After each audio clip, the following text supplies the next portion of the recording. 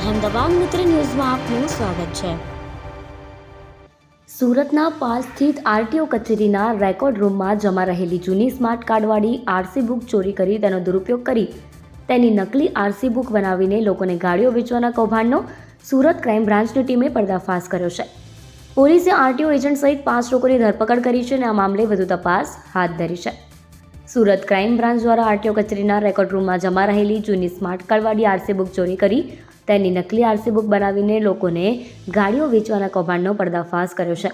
Surat crime બ્રાન્ચની ટીમે આ સમગ્ર બનાવમાં અંકિત નરેશભાઈ વગાસિયા, આરટીઓ એજન્ટ જીતેન્દ્રભાઈ ઉર્ફે જીતુભાઈ બાબુભાઈ પટેલ, ગાડી લે વેચનું કામ કરતા સૌજીભાઈ મોહનભાઈ ડાભી, અશોકભાઈ ઉર્ફે બાલો ગુરધનભાઈ કાછડિયા અને સતીશભાઈ એલૈયા જિલ્લાની ધરપકડ કરી છે।